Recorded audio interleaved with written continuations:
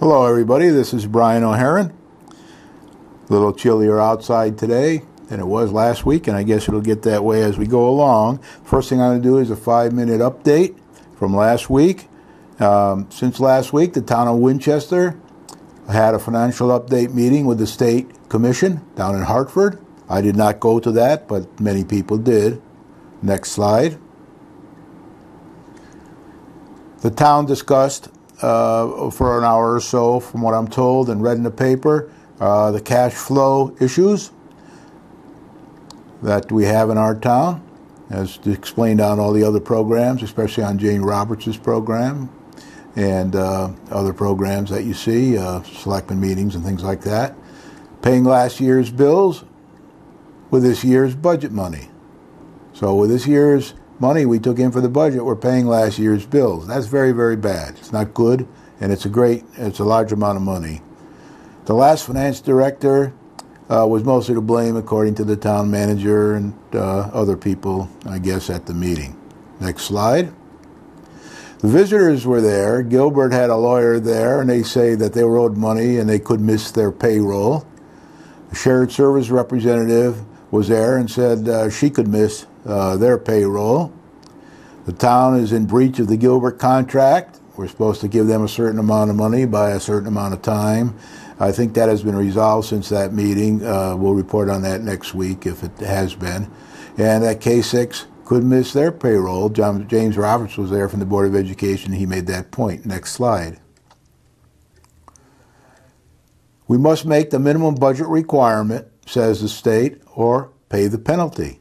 And the penalty is quite severe. I won't go into the details here. James Roberts probably will tell you about that. But there's a big financial penalty if you don't make the minimum budget requirement required by the state. Next slide. The state was there, and they say that we could sell tax liens. There was a commission of the state. We could sell other assets, or we could do a supplemental tax, amongst other things. Now, I want to say, it shouldn't take the state to tell us this kind of stuff. This is kind of normal things that you try to do, and we should probably have been thinking about this a long time ago. Next slide. Pros and cons were discussed last night at the selectmen meeting. There was a long discussion about it. You can see that on television. If you go to the charter website and look for the select meeting from yesterday. And it's kind of long and drawn out, but you can see that there. So no decisions were made, but there were discussions about it. So with that now, we're going to go into the program for this week. And the first thing I'm going to do is read to you a red paper that I gave at the selectmen meeting on Monday that I read to them during the public comment. You only allowed 5 minutes, so I had to rush kind of fast on that. But I'll read it to you here. I did make some comments that were ad-libbed, but I don't have those. You'll have to see those if you watch the program on Charter website. Dear Selectmen, Finance Board, carbon copy, Town Clerk, September 16, 2013. Attached to this red paper, number 9, is an editorial published by the Waterbury Republican American, recently entitled, "No Excuses in Winsted." In the article, it states that it is obvious Winsted government has a zero accountability culture. The editorial also states that the honorable thing for the selectmen to do is not run for re-election and afford residents the opportunity to elect leaders committed to accountability. I agree with those recommendations from the Waterbury Republican editorial, stated in the editorial, and so do many residents. Thanks to those that are stepping down to give others a chance on the Board of Selectmen. There are about 4 of them stepping down. 3 of them are running again for office. They are the liberal lemmings, as I call them, and it'd be nice if they didn't run again. Although the majority in power and town manager consistently blame it all on the past finance director, the Water and Sewer Commission, and the voters, many residents agree with the editorial and believe that the largest portion of the blame, by far, lies with the Board of Selectmen / Finance Board. They fail to have a system with proper reporting, checks and balances as recommended by the auditors, and they don't really have whistleblower encouragement and protection over the years. Our disastrous financial situation was made far worse by the town manager and the majority of the selectmen's current budget, which did not account for all of the known overdue bills. We are now using, budgeted revenues from the current year to pay the unbudgeted overdue bills, and this has created our current cash flow crisis, which you can hear more about on James Roberts' program or on the Selectmen meeting rerun itself. Blame yourselves. Some of you have been in power on this board and other major commissions and committees for 10 years or more. Time to go. You have failed. Let the new candidates have a chance. If you are misguided enough to think that your experience is of value, the voters do not, and will probably not vote for you. The water and sewer users should vote down the proposed charter change. The water and sewer users should vote down the proposed charter change. Read the article from the Republican and hang your head in shame, as many young and longtime residents' futures will be dampened, if not ruined, for a long time to come by your actions to date. Sincerely, Brian O'Haron, 211 West Wakefield Boulevard, Winsted, Connecticut. I did say to them that when I introduced this letter, that I thought they were in the weeds. They weren't dealing enough with the planning aspect for the next 3 to 5 years. Other people have said the same thing, and that it was a disservice to the community. I gave a bit about my background, not much, but that's what happened during this week. So now we're going to go on to the next part of this program, voting responsibly guidelines. Next slide, please. I'm going to talk a bit about voting responsibly tonight, because I think we have developed a lot of bad habits, not only in Winsted, but maybe in other places too. And the first thing I want to say to you is that when voting in a local election, doesn't necessarily you don't necessarily do the same thing as you do in the state and national elections. I'm only talking about the local election here, although many of these things might apply to the other 2 areas as well. But it's wise if you have guidelines, so when people come out with their platforms, and there'll be at least 3, there'll be the Democrats, the Republicans, and the Independent Party. They'll be coming out with platforms, and what I intend to do on this program, if well and still alive, is go through each of those platforms and compare them to these guidelines and see do they or do they not meet the guidelines, and try to get information out. And then when you talk to candidates, you can go through these guidelines with them and see if they meet these guidelines. If they don't, then don't vote for them. They do, then you do. Now, towards the end of the program here, I'm going to say some things you should not take into consideration. And you should listen to that as well and see. Next slide, please. This is a list that I have put together, and I've checked it with some people. May not be all-inclusive. I'm sure there's other things that could be added, maybe some subtracted. But we have stating intent It's very important for everybody in their platform and everybody running for office to state their intent. Number two, accepting the responsibility. They must accept responsibility. Often you don't get these things happening. I'll talk a bit more about that when we go through each individual one. Next is being apolitical once elected. Once they're elected, they should not be political anymore. Dedication. They should be dedicated to the job.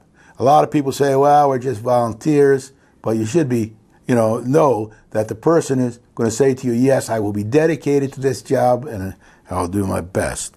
Sense of urgency. The individual and the platform should have a sense of urgency. It must be accountable. One of the biggest problems we have now, and that was what the Republican editorial was saying, is that we're not accountable at all. We have terrible record of accountability for the selectmen and the finance board. They all blame everybody else for over the last 10 years. Anybody they can blame, they blame. That's not good. Openness and transparency. We don't have much of that right now. Information is not shared properly with everybody that should get it. And that needs to be one of the things that people say to you that they're going to do, and then they have to go ahead and do it. Sensitivity. They must be sensitive to the problems of other people. To know that everybody is not the same. And they all have different needs, and they have to be sensitive to the needs of others and the town, etc. And of course, teamwork is critical. It's very, very important. There must be teamwork. And most of these things, as you know, we don't have here. Maybe it's our form of government that's the problem. Maybe it's our town that's the problem. Maybe it's our political parties that are the problem. Maybe it's the voters that are the problem. We don't know for sure. There's probably a little of each there. So next slide, please. Stating the intent. When I talk to people around town and people call me and send me emails and things, which happens quite a bit in this time of year, they all say, look, Brian, they've got to say in their platforms, what are they going to do? What is their intent? If they get elected, how are they going to improve the town? And then what most people say is, well, everybody says they're going to do better than the last group. Everybody says they're going to improve things, but they never say what they're going to do, when they're going to do it, and then they don't tell us the progress along the way. So we want to know, what are you going to do for us? What are you going to do for the town? What are you going to do for whatever aspect of the town? What are you going to do with the schools, the police, the town garage, any of the other small services in the town? What are you going to do for the ambulance? What are you going to do for any of those, the senior citizens? You can ask any of those questions when people knock on your door, and you'll probably have a certain thing that you're concerned about. But stating intent's very important. It's not good enough to say a generality like we're going to build community. Who cares? It's how you're going to build community and when you're going to build community and what you're going to do to build the community and whether or not you're going to follow through with that once you get elected.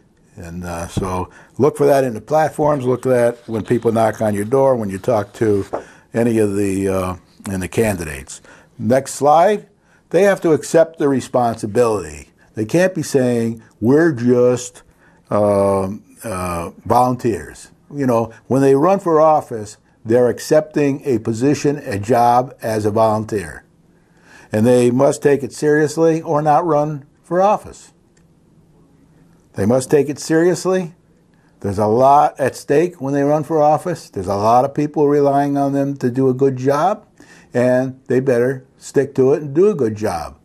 I can tell you one selectman that's on the Board of Selectmen right now that missed about 20% of the main selectmen meetings over a 2-year period during one of the administrations. That's not good at all. They should miss no meetings. When I was 3 years on the Inland Wetland Commission here, I only missed one day because I was out of the country. I went to every other meeting. And when they looked at the record, the track record of the whole commission, I was number one in no meetings missed, or fewest meetings missed. And I don't like to miss any meetings. I take things. When I was on the commission for Charter Revision Commission, it was at every meeting for a year and a half. Can't even remember how long it was. Next slide, please. Being apolitical once elected. Once elected, I would say even during the election process, but once elected, you can't be political anymore. You've got to serve the best needs, the interests of the town. That's what you got to do. And you got to work with your other people that are on there from different parties and independents if elected. And you got to try to work closely with the school board and any other boards and commissions that there are. And you got to be apolitical. Next slide, please. Dedication. You got to be dedicated. You know, they can't be nonchalant. They've got to be dedicated. They've got to want to do the job. They got to say they're going to do the job right. They're going to be honest. They're going to be straightforward. They're going to be dedicated to doing the job. And we won't take any exceptions for that. That must happen. Next slide, please. Sense of urgency. As I always tell you, one of my mentors, John Michikowski, who was a state representative for 20 years from Torrington, he was a Democrat that voted like a Republican all the time. He was proud of that. I worked for him for many years when I was a kid. He said, you got to have a sense of urgency. Everything takes 15, 20 years in government. You got to realize that, and you got to get moving fast. And when things happen, like the problems we have right now in our town, we're in intensive care right now. Intensive care. We have to be checking the pulse of everything every minute, every second maybe. And we have to have a sense of urgency. That's lacking here in our town. So make sure that these parties and that these candidates will tell you and commit to a sense of urgency, that we need to get things moving. We need to do things in parallel. We can't just be working on one thing at a time or two or three things at a time. We got a lot of things to do in parallel. We might have to have 7 meetings a week when we're in intensive care. And people must show up because they're dedicated. They must show up to the meetings, put other things aside, or not run for office if they're not prepared to do that. Once you run for office and you get the job, then you need to be there. And if you know, like we've been having trouble just getting the new finance director to come to a bi-weekly meeting, when we should be probably talking to her every day for 5 minutes from the Board of Finance. So it's very important. Of course, once you're out of intensive care, then it becomes a little different. And then once you're really rolling and you're doing very well, then it's it's a lot different then, and you can go back to sort of normal way of doing things. But you got to have a sense of urgency. Terribly lacking here. If you watch any of these meetings, you'll see that. And that goes for the boards and commissions as well. Anybody that is ever running for any of those. Next slide is being accountable. One of our problems is here, nobody's accountable. Everybody blames everybody else.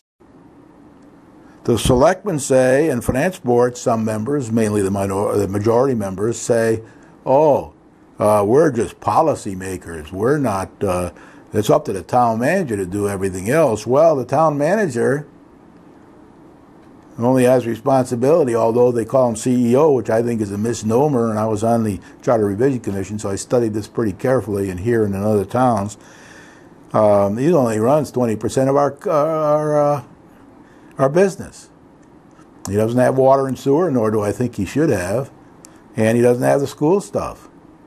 He can propose a bottom line, but he can't do anything about it, and he must stick with the state requirement of a minimum budget every year, minimum budget requirement.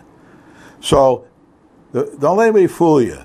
Right now, as I listen to, and I don't do this very often because it sickens me, but as I listen to the liberal lemmings that are in power now from the Democratic Party, they keep saying, oh no, we're just policymakers.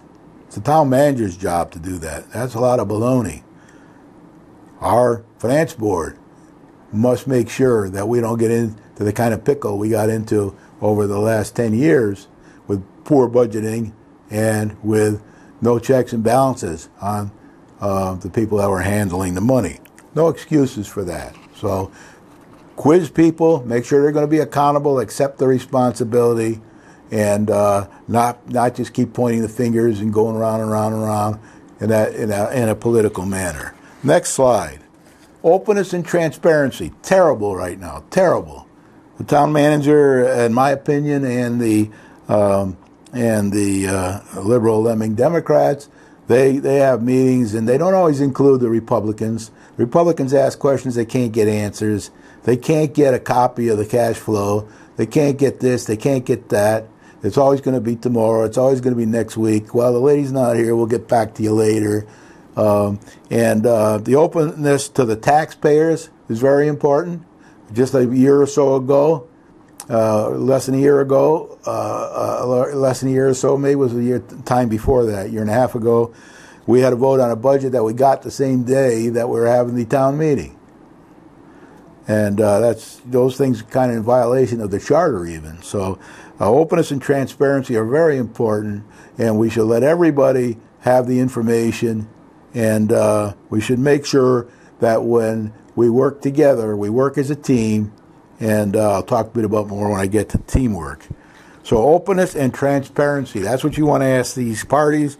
How open are they going to be with everybody else on the Board of Selectmen and the Finance Board and the Board of Education and vice versa, and the town manager and everybody else? None of this information, unless it's information that is about an individual and legally shouldn't be discussed, or a lawsuit that shouldn't be discussed, or whatever the charter says here, then that could be done behind closed doors. But I say when you do that behind closed doors, try to include everybody, every party that's involved, Democrats, Republicans, independent party if they're there, and get everybody in the room with the lawyer, get everybody in the room with the financial director, get everybody in the room and bring them all up to date. And then if you want to go to the press, then try to do it as a team, and don't be nobbling people in the hall. Don't be doing any of that kind of stuff.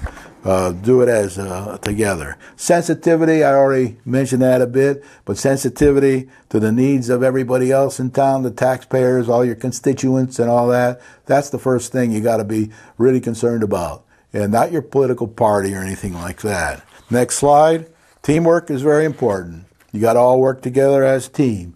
And most of the things I see going on now, for example, the town manager has an article in a newspaper where he slams some of the people on the finance board and the selectmen, or alludes to their poor ways. Well, that's not building teamwork. That's wrecking teamwork. That doesn't work. So people have to be very careful. And even talking too much about people that have lawsuits we have lawsuits filed against. That's really not good. That shouldn't be blamed every meeting. Be blaming somebody who has not been proven guilty in a court of law. And now I just want to tell you a few things to avoid, and then we'll be done with this program. Avoid age. Age doesn't mean that much. Young people can do as well as old people. Old people can do better than young people, or the same, etc. Gender, don't be too worried about that. We're not going to discriminate against anybody here. Name recognition, forget about that. Just because somebody's got a name in town, that's one of the big sins in our town, is people vote for people because they got name recognition. Whereas you really should be looking at these other factors and really finding out whether the person can do the job or not. Loyalty to a party or another group or something, be careful of that. You want people to be working for the constituents. I personally have a problem with the Democratic Party because they don't let people vote their own way. They have to follow the party line. And I think in a town that's very bad practice, and I don't agree with it. And I won't vote for anybody in the Democratic Party, because no matter how good they are, because they might not be able to vote the way they think they should vote. Long-term servers, Could be good people if they've been in office for 10, 15 years. Could be terrible. So make sure that if you are going to vote for somebody who's been in long term, 10 years or so, like some of these Democrats have been, that you really think they're going to do a good job. If not, don't vote for them. Long-term serving is not an asset unless you did it in a good manner. And for the last 10 years, we haven't had a very good luck in this town, so I don't think you should vote for them. And then anybody who must vote the party line, that's not good at all. And I don't like that. I think everybody should vote what they think and let the chips fall where they may. With that, I'm going to say thank you. I'll see you when we have our next program. Good night.